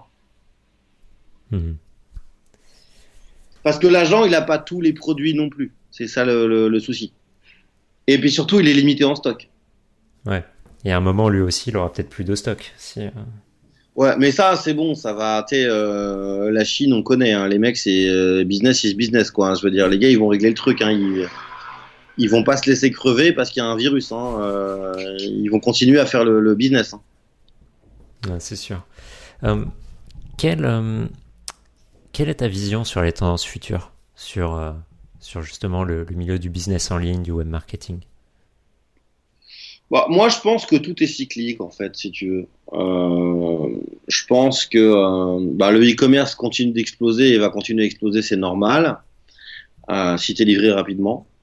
Je pense que les formations, tout ce qui est Make Money, moi je connais beaucoup de gens qui sont bien plantés là depuis 2 ans, mais parce que justement ils se renouvellent pas. Si tu veux, aujourd'hui il faut quand même, moi je pense qu'aujourd'hui il faut comprendre qu'on s'adresse à une nouvelle audience. Les gens qui arrivent aujourd'hui sur Internet, nos prospects, enfin qui sont dans notre cible, n'ont pas l'éducation que toi et moi on a. C'est pas les mêmes gens, c'est pas les mêmes clients qu'on avait il y a 5 ans ou il y a 10 ans. C'est des gens qui cherchent essentiellement du copier-coller, quoi, de la facilité, de la rapidité. C'est vrai que j'ai tendance à lancer des offres là-dessus. Et de plus en plus de gens sont prêts à payer plus cher pour un accompagnement personnalisé. Et je pense que ça va encore se développer dans les années à venir. Ils sont prêts à payer 5 fois plus cher plutôt que de suivre juste une formation vidéo où il n'y a personne pour leur répondre. On est finalement dans la nouvelle génération qui veut tout de suite sans forcément trop travailler. C'est ça ? C'est ça, c'est exactement ça, malheureusement. Mais voilà, il faut s'adapter. C'est intéressant. Est-ce que... alors ça va peut-être en faire grincer des dents certains, mais est-ce que tu peux nous dire combien tu gagnes par mois aujourd'hui ? C'est, je vais pas de dire net dans ma poche, je vais parler de chiffre d'affaires. Aujourd'hui, c'est à peu près 250-300 000 euros par mois. C'est plutôt pas mal. Ah, mais alors évidemment, c'est du chiffre d'affaires, donc. Ouais, même si j'ai pas beaucoup de taxes, mais encore une fois, comme je dis souvent, ça fait 15 ans. C'est sûr. Ça fait 15 ans que je suis là. Tu m'aurais posé la même question en 2010, je t'aurais dit 30 000 euros par mois. Moi, comme je dis souvent, mon boulanger du coin, il fait 500 000 euros par an. T'imagines la zone de salandise de ton boulanger. Nous, on a la chance de pouvoir vendre dans le monde entier. Surtout quand tu fais du e-commerce. Parce que le e-commerce, là, ça n'a rien à voir avec la formation vidéo. Tu fais traduire une fiche par un natif. Là, tu vas sur Textmaster ou plein d'autres plateformes. Tu as un natif qui va te traduire ta fiche produit vraiment comme il faut en allemand, en espagnol, en anglais, en ce que tu veux. D'ailleurs, tu fais tes pubs, le e-commerce, notamment quand tu bosses avec Amazon, c'est mondial, tu peux vendre partout dans le monde. C'est sûr. Il n'y a pas de limite. Encore une fois, il y a une différence entre vouloir faire des compléments de revenus et de vouloir être un entrepreneur. Moi, je dis quand tu es entrepreneur, si tu n'as pas l'ambition de faire au moins 200 000 euros par an, tu peux pas me dire que tu veux être entrepreneur. Quand ton boulanger du coin fait 500 000 par an minimum, en vendant des baguettes de pain à 1,20 € et des croissants à 1,20 €. Tu vois, et en se levant à 4 heures du mat, etc. Enfin, c'est quand même une facilité qu'on a. C'est donc c'est non, moi je suis un petit. Moi j'ai des potes sur le web, ils font 1,5 million par mois. Mais c'est pareil, ça fait 15-20 ans qu'ils sont là. Ça s'est pas fait comme ça. Qu'est-ce que tu recommanderais pour un nouvel entrepreneur qui se lance ? J'ai peut-être précisé parce que c'est un peu large. Qu'est-ce que tu lui conseillerais de faire en priorité ? Où est-ce qu'il devrait dépenser son temps et son argent ? Moi, je lui conseille de se former aux compétences de base. Et pour moi, la compétence première, ça reste le copywriting. Parce que le copywriting, tu en as besoin partout. Tu en as besoin pour tes pages de présentation de produits ou tes pages de vente. Tu en as besoin pour tes emails. Tu en as besoin pour tes pubs. Tu en as besoin pour tes scripts de vidéos. Donc, le copywriting, voilà, pour moi, c'est la compétence première que tu dois maîtriser. C'est fondamental. Ensuite, vient la pub. Ensuite, c'est savoir créer, voilà, choisir les bonnes audiences, créer des pubs, savoir tester, savoir optimiser. Donc, copywriting et pub. Pub Facebook, pub Google, Google Ads et YouTube Ads. Alors, je sais que depuis justement 2 ans, en tout cas personnellement, tout ce qui touche à la publicité Facebook, c'est autant avant il fallait une stratégie vraiment parfaite, autant je trouve qu'aujourd'hui, c'est surtout le design de ta publicité qui va être extrêmement importante. Sur Facebook, je peux te le dire parce que j'ai eu un mec. Moi, j'ai un contact direct maintenant chez Facebook. En fait, dès que tu mets un certain budget, tu as un contact direct. Et du coup, si tu veux, quand tu veux lancer une pub, tu appelles le gars et voilà, tu lui demandes est-ce que ça va passer ou pas. Donc en fait, Facebook, il y a plein de règles. C'est chiant. Mais déjà, tu n'as plus le droit. En gros, tu peux faire de marketing sur Facebook. Donc, tu n'as pas le droit de faire de promesses. Ça, déjà, c'est la base. la promesse est interdite. Genre, comment perdre tant de poids, comment gagner tant d'argent, voilà, c'est impossible. Tu n'as plus le droit. Tu n'as pas le droit non plus de jouer sur la douleur. En disant aux gens, vous êtes stressés, vous êtes angoissés, machin. Ça, c'est mort, ça passera pas non plus. Tu n'as pas le droit non plus aux allégations. En fait, la seule chose qui passe, c'est de parler de toi. Par exemple, tu ne peux pas dire, découvrez comment gagner 5 000 € par mois avec le dropshipping. Par contre, tu peux dire, laissez-moi vous montrer comment j'ai réussi à créer une boutique qui me rapporte 5 000 € par mois avec le dropshipping. Parce que là, c'est laissez-moi vous montrer comment moi j'ai fait. Mais en aucun cas, tu fais une promesse aux gens qui vont avoir le même résultat. Et d'ailleurs, très important, toujours en bas de page, même pourquoi pas en dessous de l'accroche, de mettre entre parenthèses, les résultats varient d'une personne à l'autre. Il y a plein de trucs sur Facebook. Il y a ça, il y a lancer tes pubs le soir après 20h, parce qu'il y a 2 équipes de modération, il y a la France et il y a l'Inde. Et en fait, après 20h, c'est l'Inde qui prend la main. Donc l'Inde, déjà, il bip rien à tes vidéos. Et eux, ils marchent vraiment avec les robots. Donc dès qu'il n'y a pas un mot interdit, genre stress, angoisse, argent, euro, enfin tout ça, faut éviter, tu vois. Ta pub, elle passe. Alors, ça me fait penser justement, il y a 5 ans, donc je t'avais déjà interviewé pour mon podcast de l'époque, on avait beaucoup parlé de growth hacking. Est-ce que tu utilises encore des techniques de growth hacking ? Non, parce que moi, ça m'excitait beaucoup à l'époque, mais je veux dire, voilà, aujourd'hui. Parce qu'après, à l'époque, si tu veux, je sortais de ma période où j'avais planté ma boîte, où j'avais perdu toutes mes économies, donc il fallait que je trouve des moyens de faire du fric sans trop en dépenser. Maintenant que j'ai les moyens de le faire, il y a quand même rien de mieux que la pub, quoi. La pub, t'es fixé, quoi. Tu lances ta pub le matin, tu vois, ça fait des ventes le soir. Enfin, c'est quand même génial. Derrière, t'augmentes ton budget, t'optimises. Non, le growth hacking, non, j'en fais plus du tout. C'est intéressant comme vision. Donc, après, je sais que ça a aussi pas mal évolué. C'est plus difficile de faire du growth sur beaucoup d'outils parce qu'ils ont mis en place des systèmes pour te bloquer un petit peu, pour justement te faire dépenser en publicité plutôt. Et peut-être que finalement, c'est aussi un peu tombé en désuétude parce que c'est plus difficile à mettre en place. Ouais, c'est trop compliqué. Et puis, tu vois, tu vas scraper 50 000 emails. Le problème, c'est que tu n'as aucun outil d'envoi d'email qui va t'accepter. Ils vont tout de suite te bannir, en fait. Donc, après, tu es obligé de monter des serveurs toi-même, des serveurs d'envoi toi-même et tout. Ça te coûte un bras, ça te coûte 300 balles par mois. Et avec un taux de délivrabilité qui est totalement pourri. Enfin, c'est-à-dire qu'il y a genre 1% des gens qui reçoivent le mail, quoi. Donc, ça sert à rien. Alors, je te propose de passer aux questions éclairs de fin d'interview. Vas-y. Est-ce qu'il y a un livre que tu recommandes souvent ? Oh là. Plusieurs ? Je pense que depuis notre dernière interview, ça n'a pas trop changé. Pour être très honnête avec toi, ça fait genre 3 ans que j'ai pas lu un livre business. Parce que c'est toujours la même chose. Enfin, une fois que tu as lu les 3-4 best-sellers, c'est toujours la même chose. Enfin, il y a plein de mecs qui ont fait du réchauffé de la semaine de 4 heures, il y a plein de mecs qui ont fait du réchauffé de Kiyosaki, il y a plein de mecs qui ont fait du réchauffé de... Enfin, tu vois ce que je veux dire ? Les mecs, ils essayent de prendre un truc qui a marché pour refaire la même chose en changeant un peu les tournures de phrases, mais au final, ça reste le même discours. Donc non, les best-sellers, on les connaît. Mais moi, c'est pas dans les livres que j'apprends à faire du business. Moi, j'apprends à faire du business en rencontrant des gens, en allant à des séminaires, en écoutant des formations et plus que tout, en faisant des tests moi-même. Alors, est-ce qu'il y aurait justement... Alors, pas une formation... je vais pas te demander de recommander une formation. Je vais plutôt te demander de recommander, je sais pas, un salon ou un séminaire ou... Enfin, quelque chose en réel que tu conseilles aux gens de faire. J'ai rien à te recommander. Par contre, je peux conseiller d'éviter certaines choses. Ok. Éviter, c'est les trucs de grands groupes, genre le salon du e-commerce, machin, blabla. Parce que là, tu vas rien apprendre. Enfin, si t'es comme moi, comme t'es indépendant, t'as une petite équipe, ça va rien t'apprendre. C'est les mecs qui veulent te vendre des logiciels de CRM, tu vois, à 10 000 balles, machin, blabla. Les mecs qui sont là, de toute façon, c'est que des commerciaux. Donc, ils sont là pour vendre. Ils n'y connaissent rien à la technique. Donc, faut éviter les salons du e-commerce et tout. Pour moi, c'est du bullshit, ça. Est-ce que il y a une citation ou un proverbe qui te vient souvent à l'esprit ? Celle que je dis tout le temps de Einstein, tu sais, sur la folie, là. La folie, c'est de... Répéter. Voilà, c'est t'attendre à des résultats différents en continuant de faire la même chose. Ta routine matinale, si tu en as une ?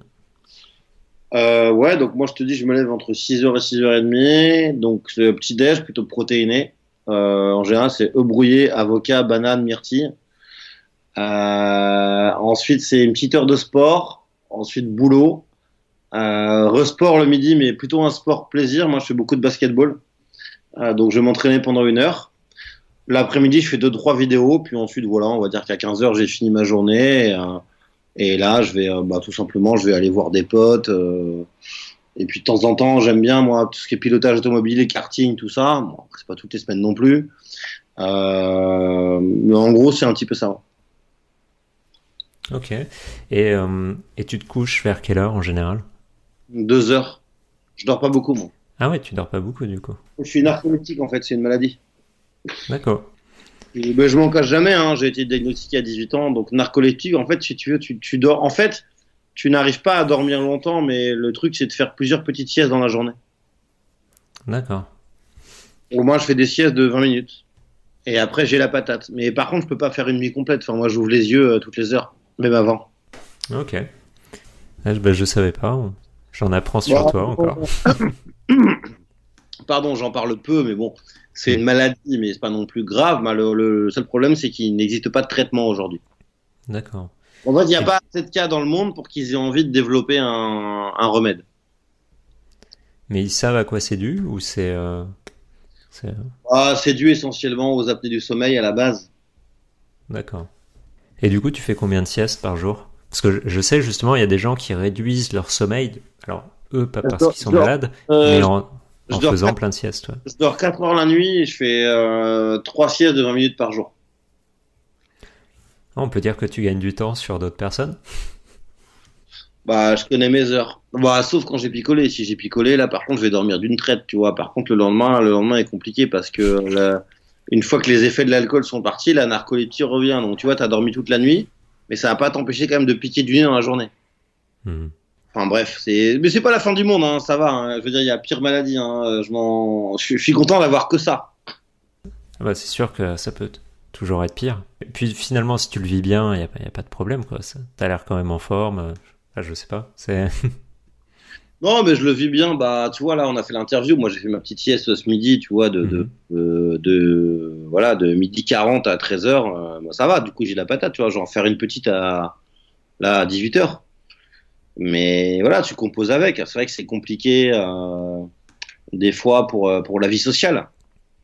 Tu vois, des fois, je suis avec des gens dans un resto et là, je sais que, tu vois, tu le vois, tu le sens venir en fait que tu commences à piquer du nez. Donc là, en général, ce que je dis aux gens, c'est que je vais fumer une clope dehors et tout simplement, en fait, le fait de prendre l'air et tout, ça va mieux.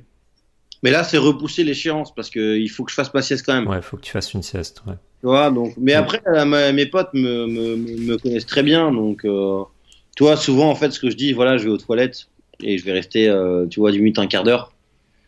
Et tu fais pas les restos bondés, hein, où tout le monde frappe à la porte toutes les 2. Ouais, c'est mieux. Mais mais après, tu vois, je dis ouais, c'est triste, ouais, c'est dommage, mais c'est quand même pas la fin du monde. Enfin, je veux dire, j'ai un de mes meilleurs potes qui a une tumeur au cerveau. Je vais pas aller me plaindre le fait que je sois narcoleptique, tu vois. Mmh.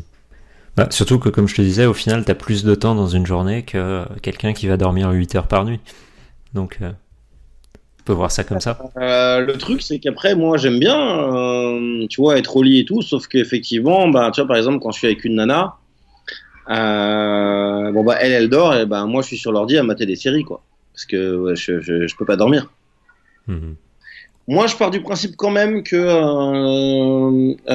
les gens sont, en fait, si tu veux, tolérants. À partir du moment où tu leur dis la vérité. Moi, je me suis jamais caché sur cette maladie-là, donc les gens sont tolérants. Les gens sont intolérants et dans le business, c'est pareil à partir du moment où tu leur as menti. Si tu rencontres un mec, il est en train de te dire des chiffres et là, c'est arrivé à un mec que je connais d'ailleurs il y a pas longtemps. Le gars, il dit à tout le monde, je fais 2 millions par an. Et il y a un mec qui est tombé, en fait, si tu veux, qui est pas tombé. En fait, donc le gars qui dit qu'il fait 2 millions, il a viré son assistant et l'assistant a bossé pour un autre gars. Et il avait gardé les accès. Et le mec qui dit qu'il fait 2 millions par an, en fait, il a fait 1,5 million en 5 ans. C'est pas pareil. tu vois. C'est pas du tout pareil. Et ouais, donc moi non, je tiens toujours à être honnête avec les gens. Je crois que je suis transparent, direct, des fois un petit peu vulgaire, je m'en excuse.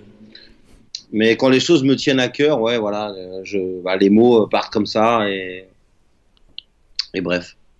Alors, dans tes journées de travail, est-ce qu'il y a des tâches que tu adores et est-ce qu'il y en a que tu détestes? Ce que je déteste, c'est les réunions en fait. C'est les réunions parce que en fait, il y a jamais une réunion qui dure le temps prévu parce que voilà, bon, tout le monde parle de lui, qu'est-ce que t'as fait ce week-end, qu'est-ce que t'as fait hier. Allez, vas-y, je parle de ma meuf, je parle de ceci, de cela, et du coup, le machin, ça dure 1 heure, alors que ça aurait dû durer un quart d'heure. Et moi, ça me saoule, parce que j'ai pas de temps à perdre. Et enfin, c'est pas que j'ai pas de temps à perdre, parce qu'au final, après, j'ai rien à foutre, si tu veux, mais c'est que j'ai pas envie de perdre de temps pour parler inutilement. Tu vois, si j'ai envie de parler à un pote et lui demander ce qu'il a fait ce week-end, ben, je vais l'appeler en perso, mais pas sur un groupe privé. Et ouais, non, c'est les réunions, vraiment. Après, moi, ce que j'adore, c'est faire des vidéos et écrire des emails. Alors, quand tu fais des vidéos, tu prépares un script à l'avance ou tu y vas comme ça? Ah non, jamais. Bah, tu me connais, Olivier, jamais. Non. Moi, je te connais, mais les gens qui nous écoutent te connaissent pas. Non, moi, forcément. je fais jamais de script. J'ai noté, si tu veux, sur une feuille, en général, une feuille papier, quand même, j'ai noté 3-4 grandes idées. Les trucs à pas oublier à dire dans la vidéo. Mais sinon, non, j'y vais à l'impro. Alors, est-ce qu'il y a un outil web ou une application dont tu peux pas te passer pour ton business? Bah attends, je check mes icônes là en bas. Bah ouais, Skype déjà, parce que c'est là avec voilà, ScreenFlow pour l'enregistrement d'écran. Je fais sur Mac donc. Ouais, je suis sur Mac. Ouais, ou Camtasia sur Windows. Et ouais, et Spotify aussi, parce que j'ai de la musique en permanence. Ok. Et pour gérer tes business, par exemple pour le e-commerce, tout ça, tu utilises quoi comme outil? Tu es sur Shopify, tu es sur PrestaShop pour le dropshipping, c'est Shopify. Pour les e-commerce classiques, c'est du WordPress. D'accord. Avec WooCommerce. Et c'est un peu tout. Et sinon, pour les réunions en équipe, et moi j'aime pas trop ça, on utilise Slack. Mais moi je suis pas fan de ce truc-là. Ah, t'es pas fan de Slack? Pourquoi? Je sais pas, il y a trop d'infos. Moi j'aime bien les trucs factuels en fait. Tu vois, tu me fais un Skype, un Google Drive et ça me va très bien en fait. J'ai jamais réussi à me mettre dans ces outils-là. Tu penses que les gens discutent un peu trop pour ne rien dire dessus, c'est ça? Ouais, c'est exactement ça, ouais. Alors, si aujourd'hui tu commençais une entreprise avec seulement 1 000 € de budget, dans quoi tu les dépenserais? Bah déjà, si t'es en France, avec 1 000 €, t'es déjà mal barré parce que t'as à peu près 400 balles de frais de création. Au bout du premier mois, t'as l'URSSAF et alors, ça va peut-être changer, RSI ou pas, mais ils vont te tomber dessus. Bon, déjà, tes 1 000 €, ils sont partis, quoi. Bon, alors si t'as créé ta boîte, je sais pas moi, en Irlande et que t'habites au Portugal. Bah, moi, je commencerais. Voilà, j'ai une idée de produit. Je fais un webinar, je mets un peu de budget pub et voilà. Pour moi, c'est ce qui marche le mieux. Alors, en fait, je suis en train de me dire que, bon, on disait en France, t'aurais pas beaucoup d'argent, mais aujourd'hui, en fait, avec le statut d'auto-entrepreneur, finalement, les gens, ils peuvent démarrer avec quasiment rien. Alors, ils récupèrent pas de TVA, c'est pas aussi bien qu'une boîte, mais finalement, pour te lancer, ça peut être pratique au départ. Bah, c'est pas mal. Moi, je trouve ça génial. Effectivement, ça te permet de tester le marché, de voir comment ça fonctionne. Mais t'as beau être auto-entrepreneur, faut un minimum de budget pour monter ton site, pour faire des pubs. Un logiciel de webinar comme Webinar Jam, c'est 500 $ par an. Moi, je dis souvent que franchement, à moins de 3 000, tu fais rien, quoi. Après, on parle de monter une boîte. On parle pas de complément de revenus. Enfin, si tu me disais que tu voulais monter un bar, un resto, une agence IMO, tu démarres pas avec 1 000 €. Bah, la question se pose pas, quoi. Il te faut déjà des locaux, donc tu vas devoir t'engager avec un bailleur, enfin, une agence IMO, au moins sur 1 an.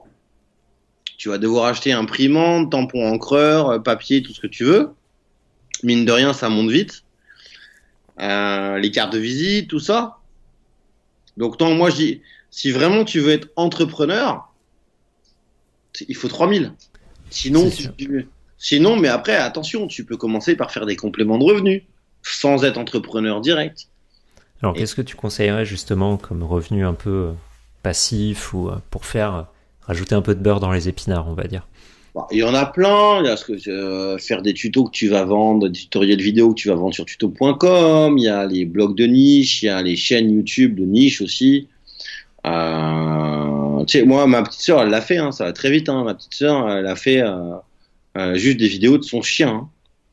Et elle fait 100 000 vues par vidéo, quoi.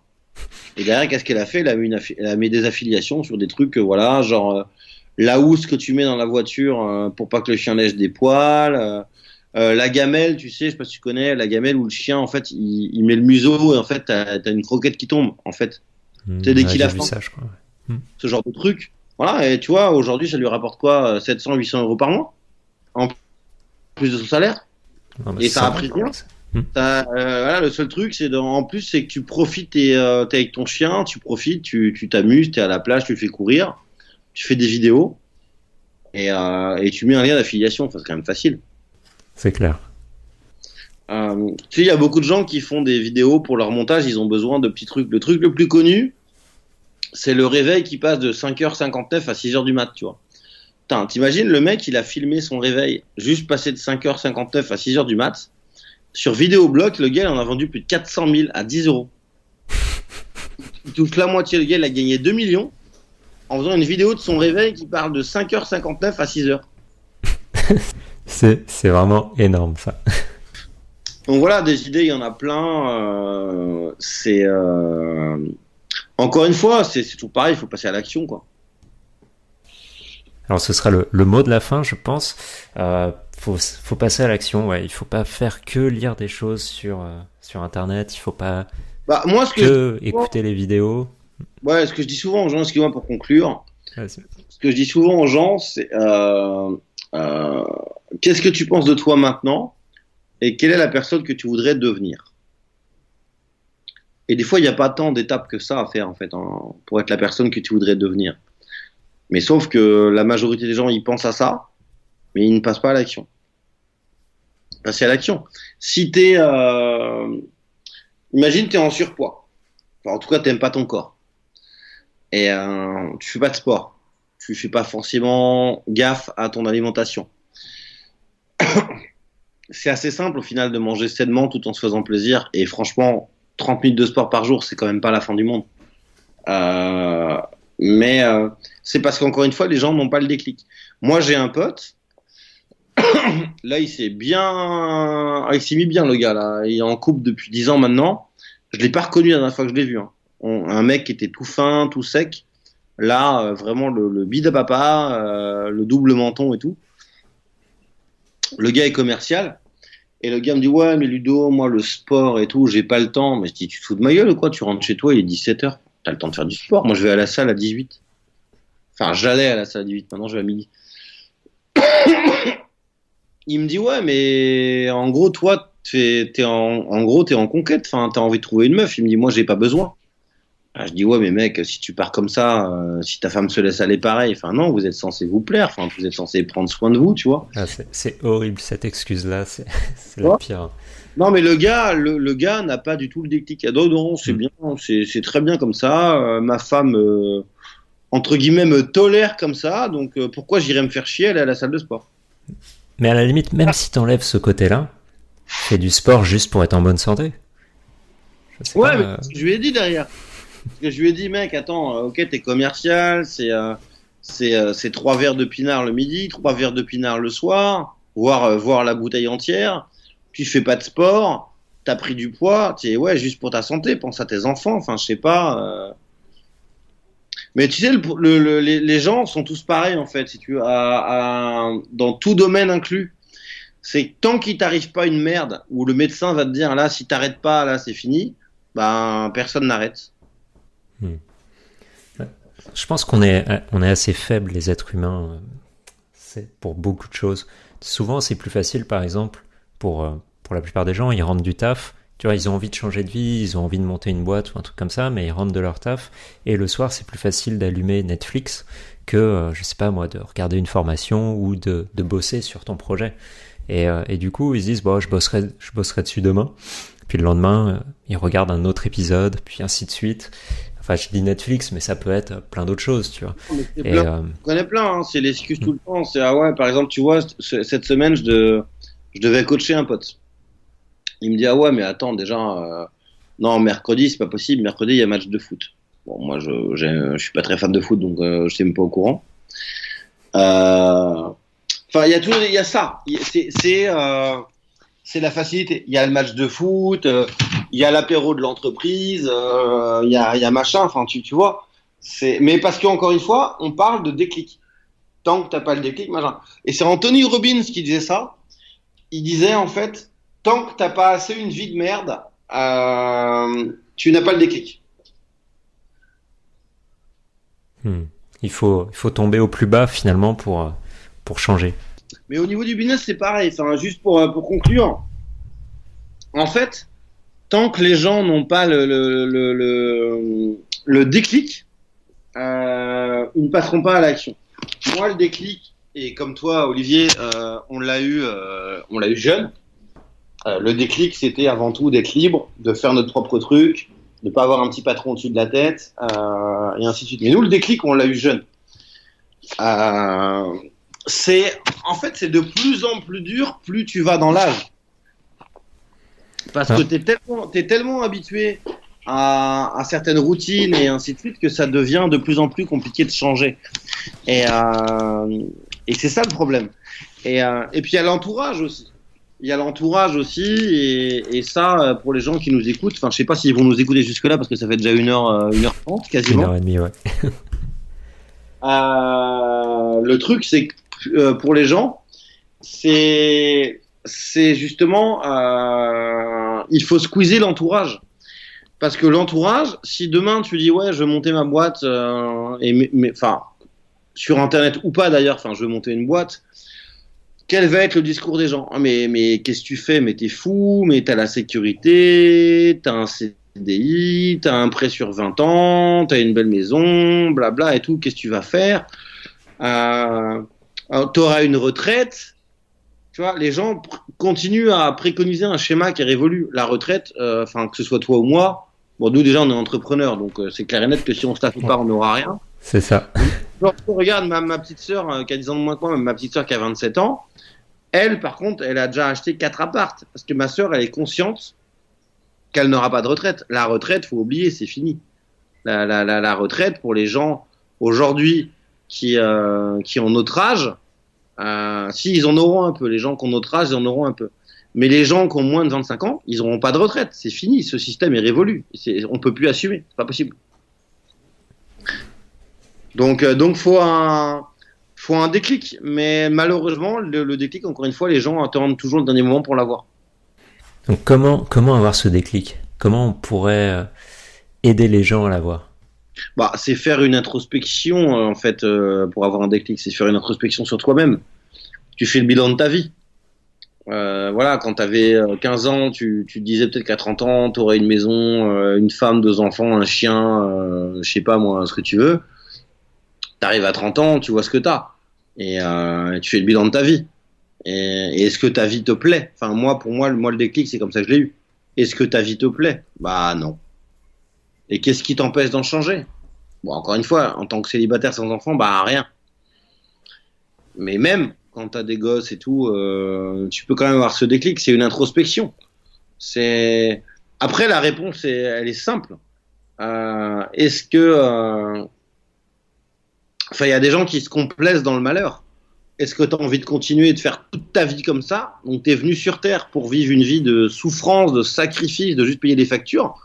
Ou est-ce que tu as envie de voir le monde, de profiter de la vie, machin? Parce que moi je dis souvent, si un tel a réussi, pourquoi toi tu pourrais pas?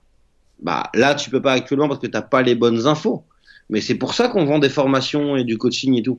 Tu vois, après t'as plein de gens aussi qui vont dire ah ouais, vous êtes des vendeurs de rêves, c'est de l'arnaque et tout. Ça, pour moi, ça c'est des gens justement qui ne sont pas du tout prêts à avoir le déclic. Ouais, ils préfèrent penser que ça peut pas fonctionner, que c'est de l'arnaque, que c'est du bullshit, que de regarder en face le fait qu'il faudrait qu'ils changent de vie, qu'ils se bougent le cul pour avoir ça.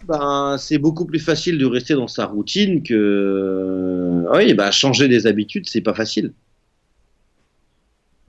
Ça fait peur.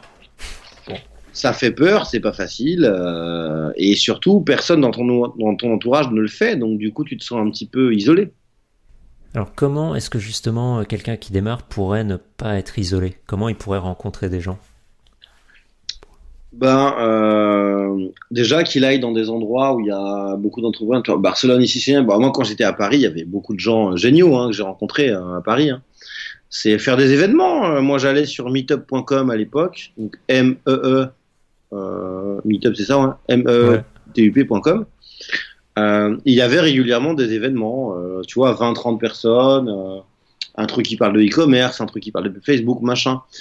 Et à la rigueur, j'ai envie de te dire, tu t'en fous du thème. L'essentiel, c'est de rencontrer des gens qui partagent ton point de vue. Et commencer à te créer un petit réseau, finalement. Exactement. Ok. Bon, alors, je pense qu'on va conclure comme ça. Où est-ce que les auditeurs peuvent aller pour en apprendre plus sur ce que tu fais? Le mieux, c'est sur ma chaîne YouTube. Donc, tout simplement, Ludovic Barthélémy. Il tape ça sur YouTube et il tombe sur ma chaîne.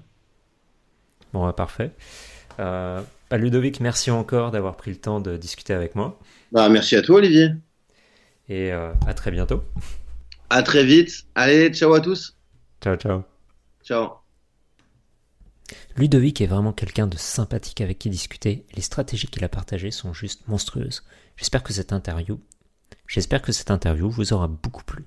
Si c'est le cas, eh bien laissez-nous 5 étoiles sur iTunes, Android ou quelle que soit l'app que vous utilisez. Et pourquoi pas un petit commentaire aussi. Cela nous permet d'être trouvés plus facilement et aide grandement l'émission. La publicité Facebook vous intéresse? N'oubliez pas que nous proposons une formation en vidéo entièrement gratuite sur le site Social Media Pro d'une durée de 2 heures dans laquelle je vous apprends 7 techniques pour doubler votre chiffre d'affaires avec les publicités Facebook.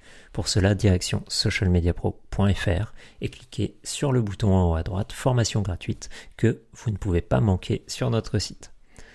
Encore un grand merci de nous avoir écoutés et je vous dis à très vite pour une prochaine interview. La France est un pays fantastique pour créer des entreprises. I wish that for you. Stay hungry, stay foolish. Did you think I need to pack this in? Never. Why not? I don't ever give up.